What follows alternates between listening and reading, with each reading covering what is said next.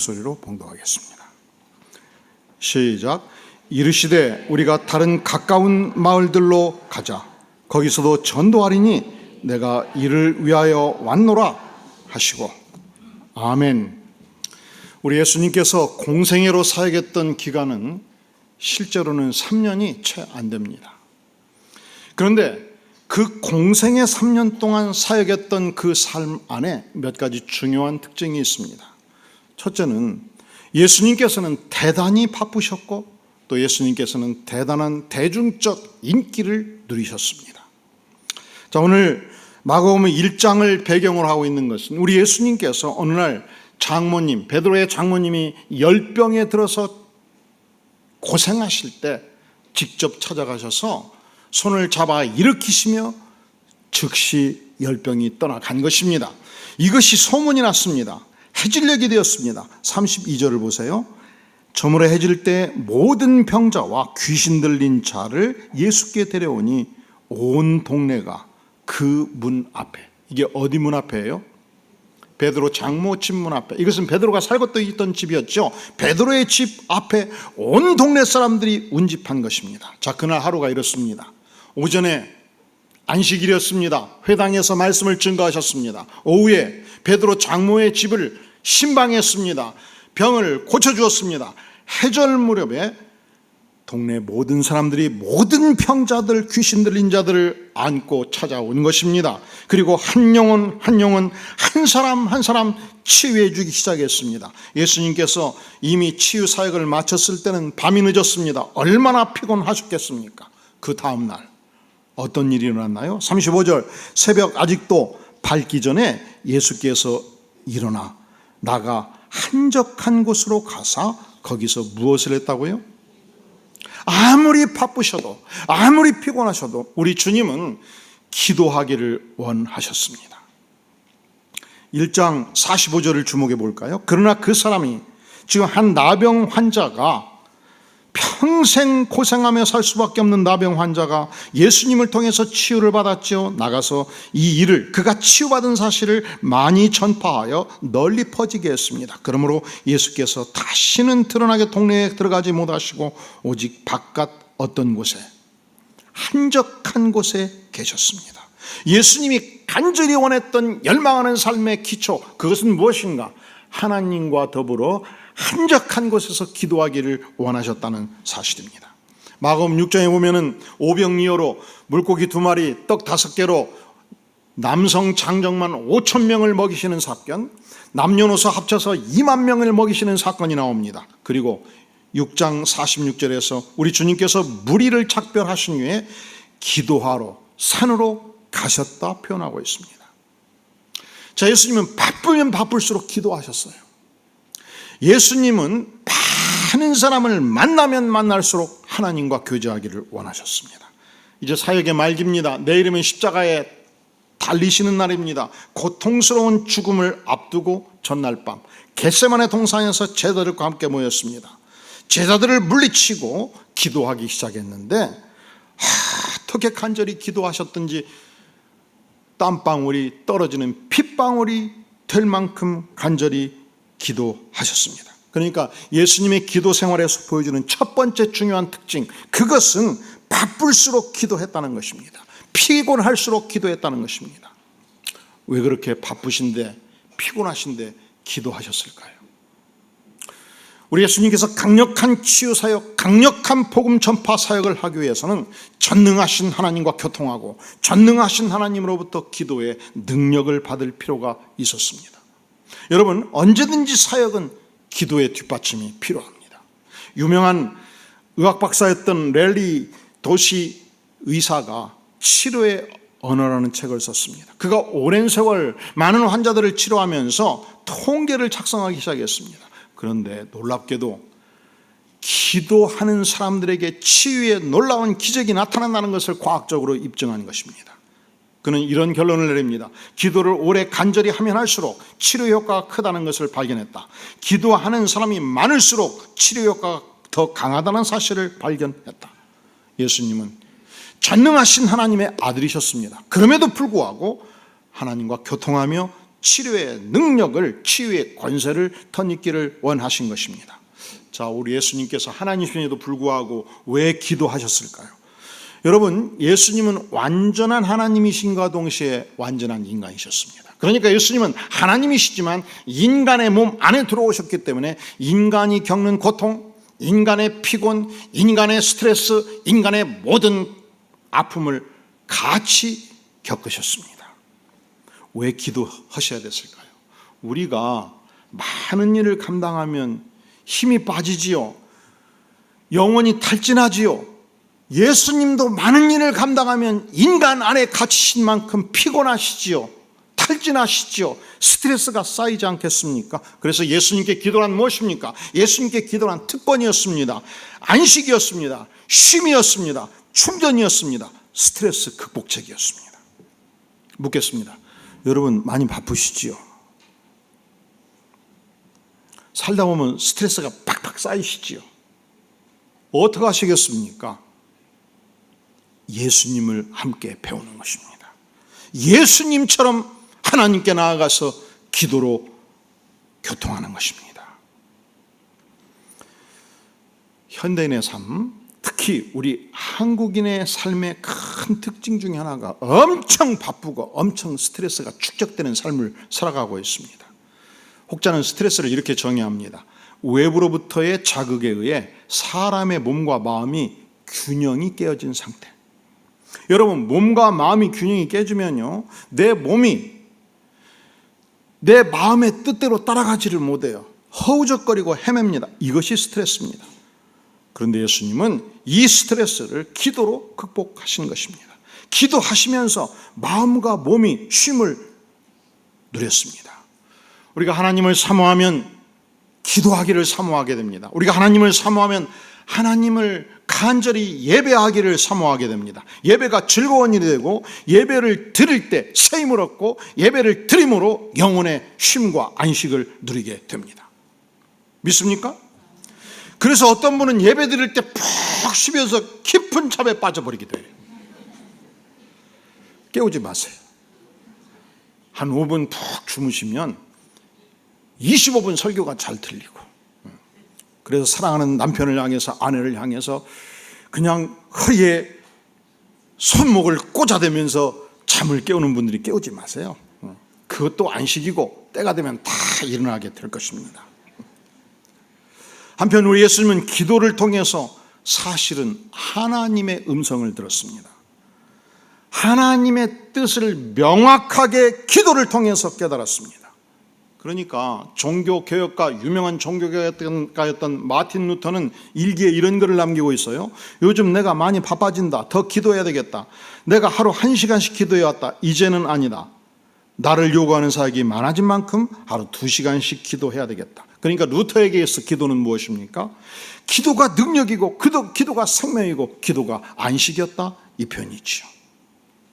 이 시대 하나님의 교회가 할 일이 많습니다. 또한 교회에 속한 성도들, 특히 믿음 좋은 성도일수록 해야 할 선한 일들이 태산같이 많지 않습니까? 이럴 때일수록 기도로 하나님과 대면하는 삶이 필요한 것입니다. 이번에 유럽권의 종교 개혁가들의 삶을 쭉 살펴보니까요, 한결같이 한 가지 공통점이 있었습니다. 그 시대 캐톨릭은 1500년 유럽 사회를 지배했던 강력한 종교 권력이었습니다. 그런데 저들이 이 강력한 종교 권력 캐톨릭이 잘못됐다는 걸 깨달았을 때 혼자 힘으로 싸울 수가 없었습니다. 그러니까 저들은 하나님께 날마다 나아가서 기도하고 하나님의 말씀으로 자신들의 주장을 확인하고 또 확인했습니다. 그리고 초기 종교개혁가들은요, 자신의 주장이 성경적 주장인 것을 확인하고 철회하면 살려주겠다, 계속 주장하면 불태워 죽이겠다, 그럴 때 그 불길을 향해서 이 주장이 명백한 성경의 주장인 것을 알고 하나님의 요청인 것을 알고 불길을 향해서 저벅저벅 걸어 들어갔습니다. 그 중에 한 인물, 체코의 얀 후스라는 인물이 있습니다. 그는 성경을 읽고 또 읽었습니다. 명백한 진리를 발견했습니다. 그럼에도 불구하고 그 시대는 유럽권 전역이 현장에서 그들의 언어가 아니고 라틴어로 설교하고 있었습니다. 그는 알았어요. 하나님께서 우리에게 성경을 주신 것은 백성들에게 깨달으라고 주셨다.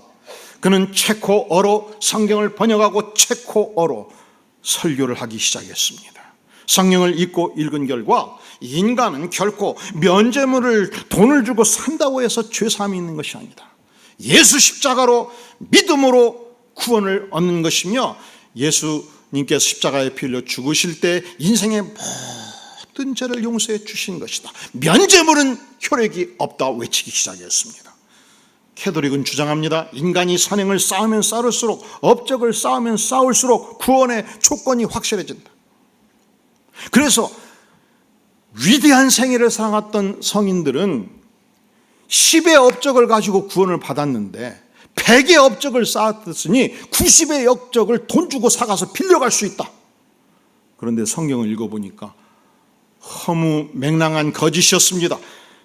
얀 후스는 이 거짓과 싸우기로 결정합니다.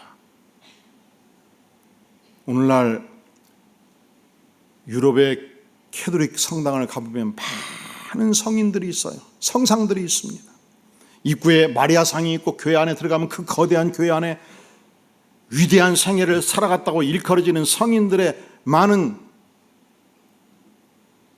우상의 동상들이 서 있습니다. 그곳 앞에 가서 절을 하고 그 성인들의 업적을 내가 빌려가지고 구원받고자 열망하는 기도자들이 있습니다.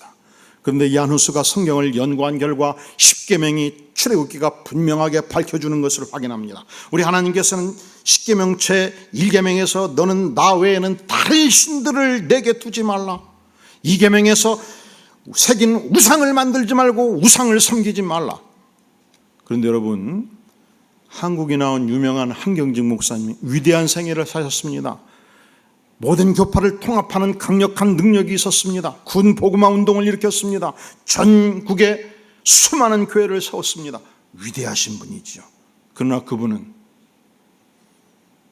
인간의 숭배를 받기에 합당한 분이 아니십니다.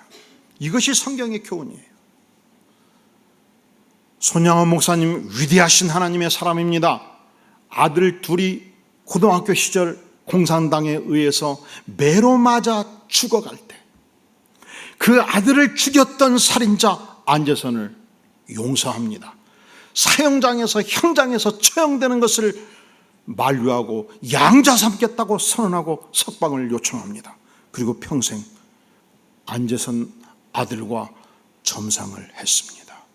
여러분, 전 세계 유명한 성자들 많지요. 그러나 과연 손양원 목사님의 그 뜨거운 열정과 아들 둘을 죽인 원수를 사랑하는 이 사랑을 능가하는 성자가 또 어디 있겠습니까? 그렇다 할지라도 손양원 목사님은 우리의 경배와 숭배를 받기에 합당한 분은 아니십니다. 우리 인생의 경배와 숭배를 받기에 합당하신 분은 유일하신 하나님, 삼위일체 하나님 한 분이십니다. 이것을 얀 후스가 깨달았습니다. 그리고 그가 목양했던 체코의 베들레헴 교회 안에 있는 모든 성상들을 철거하기 시작합니다. 문제는 캐톨릭 교황이 이 사실을 알고 그를 소환한 것입니다. 종교회의가 열렸습니다. 그 많은 질타 속에서 마지막 신앙 고백, 너가 지금까지 주장한 이 모든 주장이 진리가 아니라고 번복해라. 그러면 살려주겠다. 그런데요, 화형장에 끌려가는 마지막까지 하나님께서 나에게 명백하게 보여준 이 진리를 나는 철회할 수가 없다 선언합니다. 그리고 화형장에 이슬로 사라져요.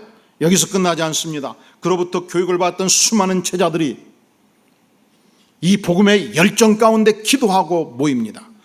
저들은 더 이상 체코의 수도 프라하에서 베들레헴 교회에서 신앙생활을 할 수 없다는 것을 알고, 저들은 프라하 남부 88km 떨어진 한 야산에 도시를 건설하기 시작합니다. 왜냐하면 거대한 캐톨릭의 세력이 십자군의 전쟁 전사들을 일으켜서 침공해 오고 있기 때문에 그곳에 거대한 성체를 건설하고, 그리고 지하 11km에 이르는 거대한 카타콤을 건설해서 전쟁 준비를 합니다. 무엇을 위하여? 하나님께서 우리에게 깨닫게 해주신 이 예수 그리스도의 구원과 위대한 분명한 진리의 세계를 그들이 수호하기 위해서. 무려 캐도릭은 5차례에 걸쳐서 십자군의 전사들을 투입했지만 모두 물리칩니다. 얀 후스와 그의 제자들이 추구했던 이 위대한 진리를 어떻게 저들은 수호했는가? 목숨 걸고 기도로 수호했습니다. 죽으면 죽으리라는 신앙 고백으로 수호했습니다. 일사각오의 무장된 신앙으로 수호를 한 것입니다. 자, 예수님의 기도 생활에서 보여주는 두 번째 특징이 무엇입니까? 첫 번째 특징이 예수님은 바쁘면 바쁠수록, 피곤하면 피곤할수록 더 기도를 했습니다. 두 번째 특징은 우리 예수님은요, 사람들의 인기보다 하나님과의 교제를 더 소중하게 생각을 했습니다. 우리 인간들은 사람들로부터 칭찬받고 인정받고 추앙받을 때 기뻐하지요. 그래서 사람들이 추앙할 만한 일, 사람들이 인정할 만한 일들을 쉽게 행하게 되죠. 목회가 그렇습니다. 목회가 무엇입니까? 하나님의 뜻을 실천하는 것이 목회예요. 그런데 성도들이 쉽게 원하는 것을 목사가 따라가기 쉬워요. 그건 목회가 아니죠. 하나님께서 무엇을 원하시는가? 하나님의 명백한 뜻이 무엇인가? 그것을 하나님과 교통하면서 하나님과 교제를 통해서 확인하는 것입니다.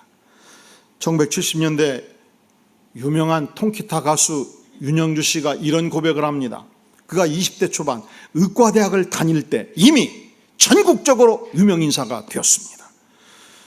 그는 어디를 가나 특급 대우를 받았습니다. 그는 인기가 영원한 줄로 착각을 했습니다.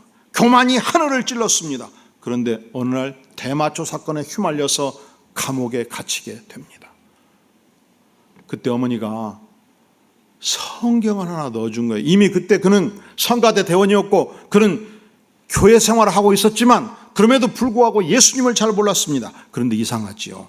감옥에 갇히니까 성경이 읽어졌습니다. 성경을 읽다 보니까 자신의 죄가 보였습니다. 눈물 콧물 흘리면서 회개했습니다. 변하여 온전히 새 사람이 된 것입니다.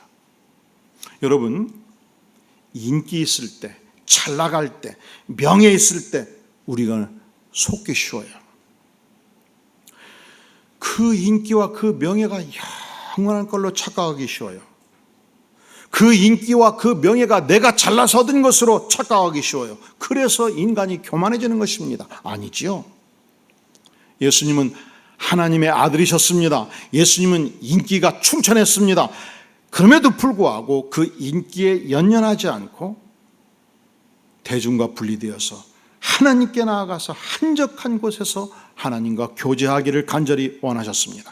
인간마다, 사람마다 열망하는 목표와 세계가 다 다르지요. 여러분은 어떤 열망을 가지고 세상을 사십니까? 어떤 사람은 어찌하든지 죽으나 사나 큰 부자가 되는 것을 목표로 죽기로 달려가는 사람이 있어요. 어떤 사람은 큰 인기를 얻기 위해서 죽고 살기로 달려가는 사람이 있어요. 어떤 사람은 출세해서 큰 권력을 얻기를 소망하는 사람이 있어요. 그런데 우리가 진정 하나님의 사람이라면 내가 가져야 될 가장 큰 열망은 무엇일까요? 그것은 다름이 아니고 나를 사랑하신 하나님, 나를 창조하신 그 하나님과 영적인 교제를 나누기를 간절히 열망하는 것입니다. 하나님, 내가 하나님과 교제하기를 열망합니다. 내가 하나님을 만나기를 원합니다. 나를 창조하시고 나를 사랑하시는 하나님의 임재 속에 들어가기를 원합니다. 하나님과 함께하는 깊은 기도를 경험하기를 간절히 원합니다.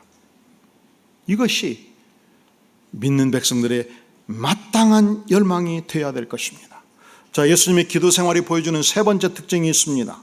그것은 예수님은 단지 기도하셨을 뿐만 아니라 기도를 통해서 발견한 명백한 하나님의 뜻 앞에 온전히 순종하셨습니다. 우리가 열심히 신앙생활 하면요, 내 뜻과 하나님의 뜻이 막 섞어져요. 그래서 내 뜻이 성취되면 하나님의 뜻이 성취된 것으로 착각하고 기뻐하고, 내 뜻이 무시되면 하나님의 뜻이 무시된 걸로 열불 내고 화를 냅니다. 아니죠. 기도하셔야 돼요.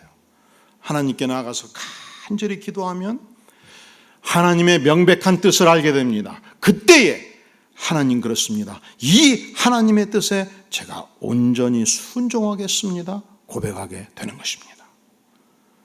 사실은 예수님께서 한자간 곳에서 간절히 기도했을 때 제자들이 쫓아왔습니다. 제자들이 예수님 앞에 간절히 부탁합니다. 예수님, 얼마나 많은 사람들이 지금 운집에 있는지 아십니까? 예수님의 말씀을 듣기를 원하십니다. 저들은 예수님의 치유를 간절히 원하고 있습니다. 37절, 만나서 이르되 모든 사람이 주를 찾나이다. 이 찾나이라는 단어의 원어가 집요하게 추적하다 이 뜻이에요. 예수님을 찾기 위해서 집요하게 지금 추적하는 사람들이 인산인해로 보여 있습니다. 예수님 빨리 가십시다. 그런데 예수님은 하나님과 깊은 교제를 하고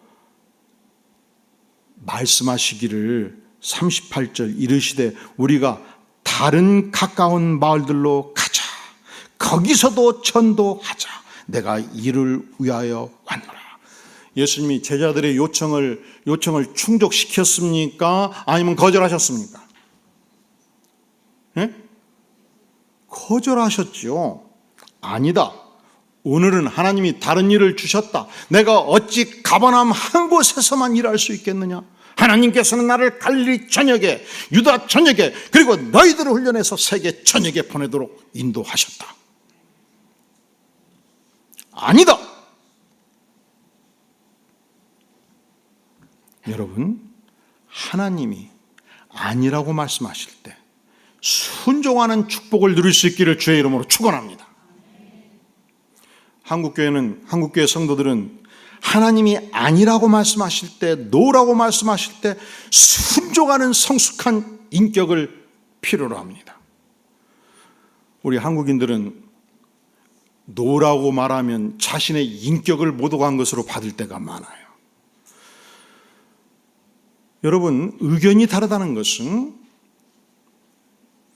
인격을 모독했다는 것과 전혀 관계가 없어요. 목회에서 무엇이 가장 어려운지 아십니까? A 권사님은 A라고 주장을 해요.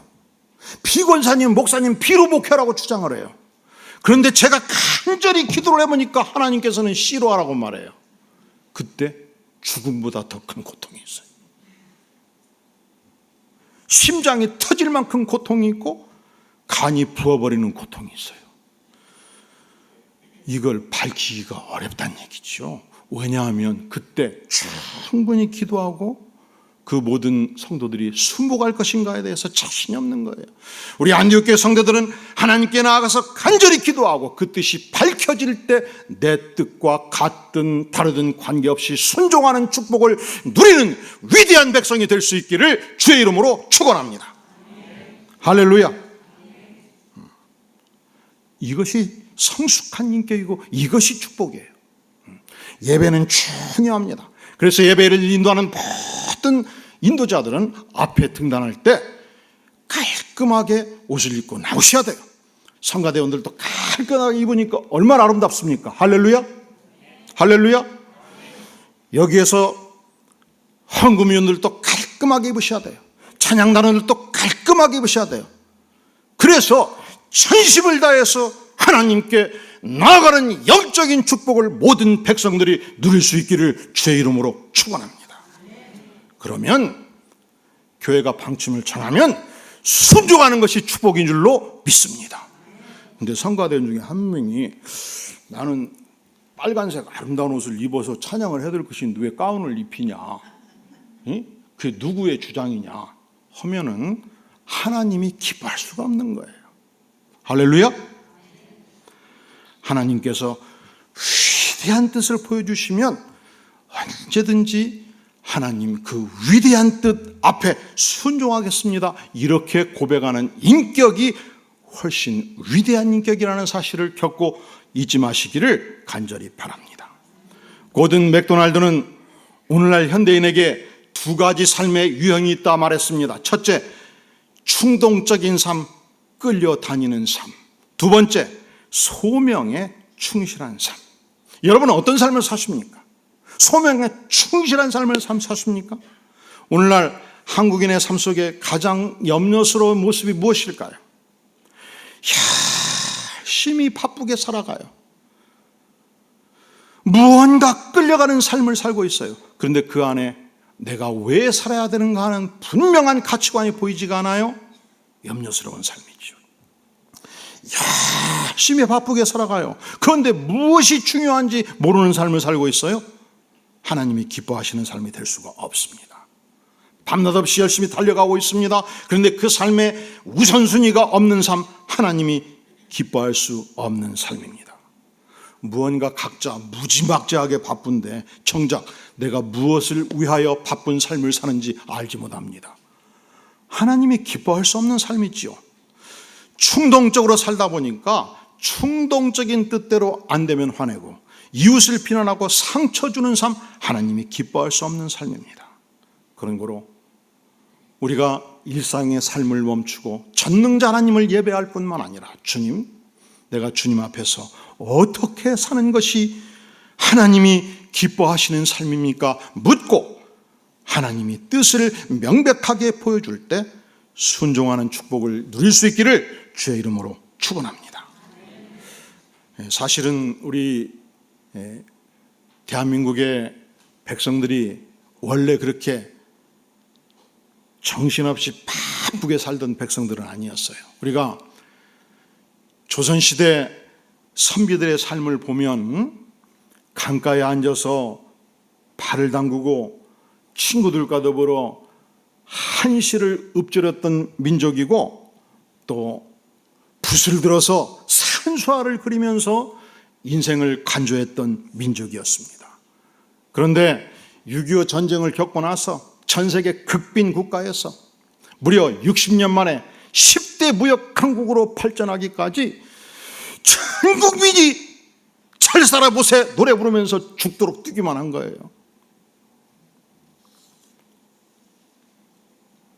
그러다 보니까 무엇을 깊이 생각할 시간적 여유가 없었습니다.